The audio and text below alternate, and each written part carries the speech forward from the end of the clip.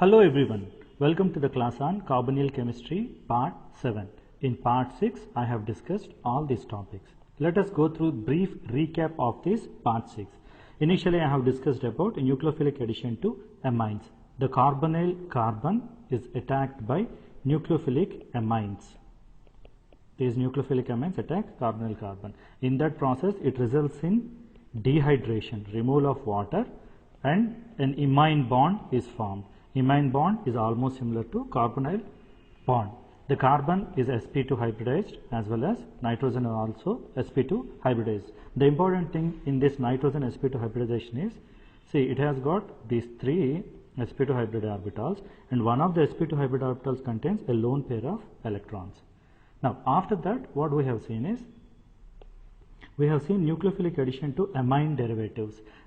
See, the nucleophilic addition with ammonia results in imines, whereas amine derivative like alkyl amines results in the formation of Schiff's base. Schiff's base has got very important synthetic utility. After that we have seen the reaction with hydrazine, which forms hydrozones with carbonyl carbon. Similarly, we have seen the reaction with 2,4-dinitrophenylhydrazine and then semi-carbazone.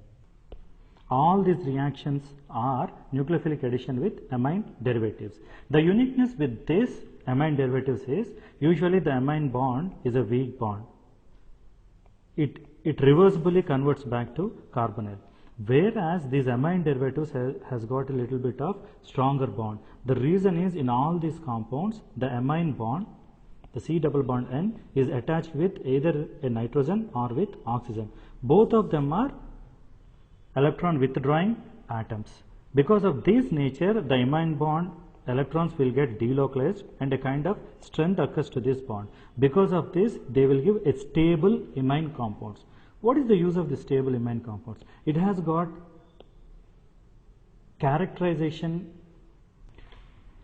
of aldehydes and ketones. Let us see with an example. What do you mean by this characterization? Imagine we have two compounds like 2-propanone and 3-propanone. Propanone, one means these are ketones. Now both of them are in liquid forms. Because they are liquids, they will boil, and the boiling point is 102 degrees. For both of them the boiling point is similar at 102 degrees. If you want to characterize this, you must go for NMR to illustrate the structure. But if you convert these compounds and react with them with 2,4-dinitrophenylhydrazine, you will get the adducts or addition products, and those addition products are solids.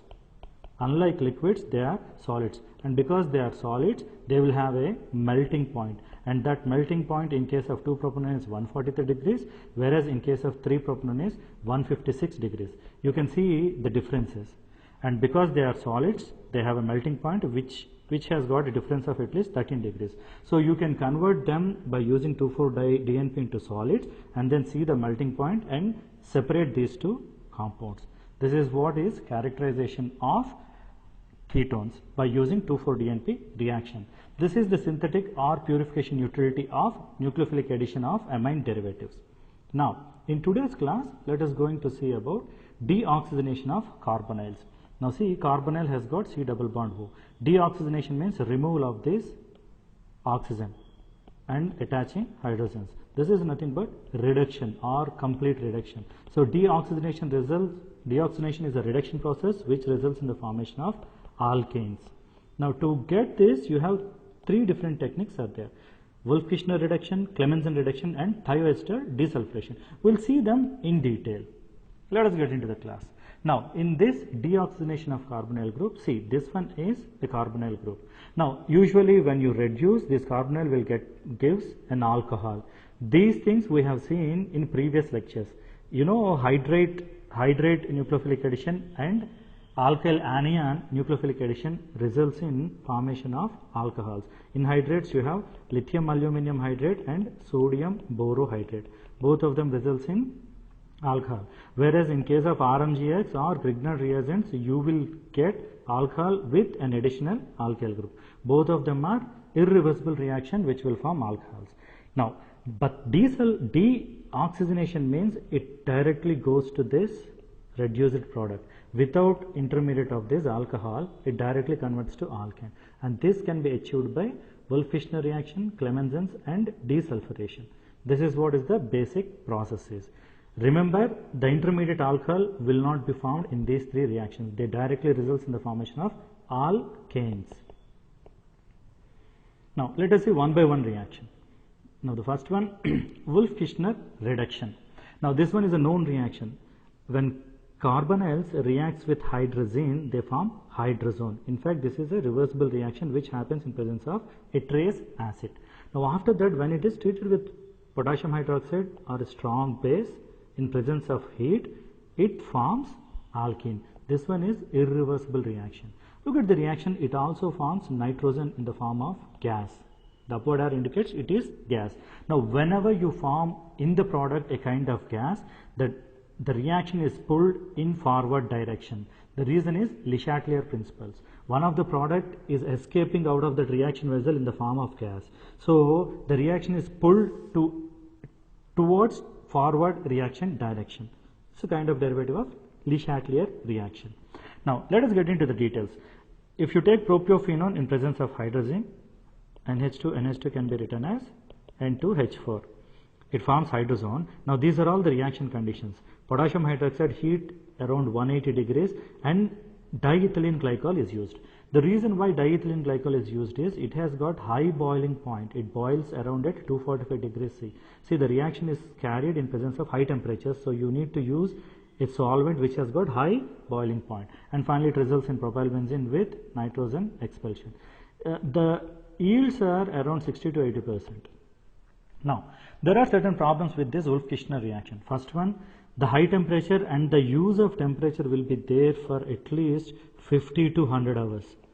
You need to heat this reaction mixture for 100 hours, 50 to 100 hours to get this product. This is a drawback. Not only this, the second one is the yields are a little bit low. And the other one is harsh basic conditions. Now, to overcome all these limitations, a modification is carried out that is called as Huang-Minlang modification. This is a Chinese researcher name. Now, what he did is, instead of using 100% hydrazine, he has used 85% of hydrazine along with water. This is hydrated hydrazine, the ethylene glycol and heat. Now, after the reaction has proceeded to form hydrazone, water is removed. Water and the excess hydrazine is removed by distillation. Now, after that, again the reaction is carried out with 180 degrees to 200 degrees centigrade. Now, you can see the yield is 95 degrees. Rather than yield, the major advantage is it only takes 3 to 4 hours to get the final product. Now, why this difference? You have here 50 to 100 hours, whereas here it is only 3 to 4 hours. The major difference comes with water distillation. In the previous reaction, when water is forming here, so even though you use anhydrous hydrazine, the reaction itself forms a water molecule, because from this the oxygen is removed by forming water molecule. Now, this water, whenever it is present in the reaction vessel, when you increase the temperature, the water will get evaporated by using the temperature. So, you need to use high degrees of temperatures for extended period of time.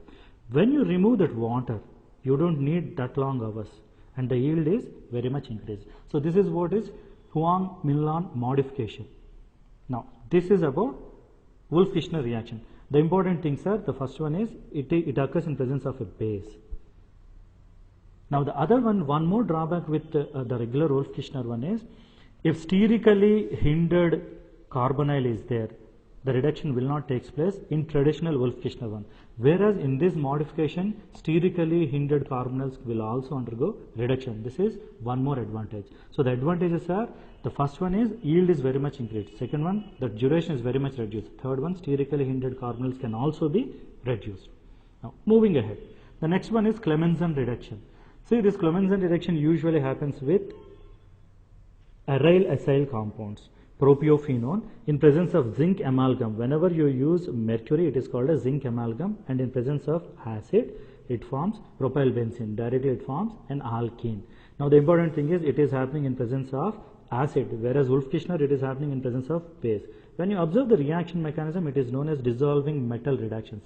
What happens is, the carbon forms a bond on zinc surface. The zinc metal surface, carbon forms a bond. Now, Transfer of electrons from this metal surface to carbonyl carbon occurs from the zinc. Zinc is electropositive one which releases electrons. These electrons will go and attaches to carbonyl carbon. Look at this carbonyl carbon. Oxygen will takes up this electron and carbon has got a positive charge, and to this electrons are delivered by the zinc, and finally this oxygen is removed and proton attaches to form an alkane. This is how the reduction will take place. Now the advantage with amalgamation is usually the metals will try to form hydrogen gas. But when zinc is combined with mercury, it does not allow the formation of hydrogen. Rather, the electrons are delivered to carbon. When electrons are delivered to carbon, once it is protonated, you will get an alkane. This is how Clemmensen reduction takes place. Now the last method is thioacetal desulfuration. If you remember, acetal formation is like this. An aldehyde combines with this ethylene glycol and forms a cyclic acetal. We have seen this in previous lectures. Similar to this alcohol, you have ethylene thiol is also there. It forms a thioacetal. This is what is the structure of thioacetal. When you use this kind of reactant, you will get a cyclic thioacetal. Now the advantage with thioacetal is by using mercury chloride, you can get back to ketone, or when you use Raney nickel, it is converted to alkane. To get the process, you are taking a carbonyl, converting into thioacetal, and then by using Raney nickel, you are getting alkane. So there are three methods to convert carbonyls to alkanes. One, Clemmensen's, which takes place in presence of acid. Two, Wolff-Kishner, which takes place in presence of base. Third one, desulfuration, which takes place in neutral conditions. So all of them has got certain advantages. Acid sensitive, you can use either base reagent or neutral one. Alkali sensitive, you can use either acidic conditions or neutral conditions. Depending upon the requirement, these three methods are followed. Now, in the next lecture, we are going to see about Fehling, Tollens test, haloform reaction and Wittig reaction. Thank you for watching this video.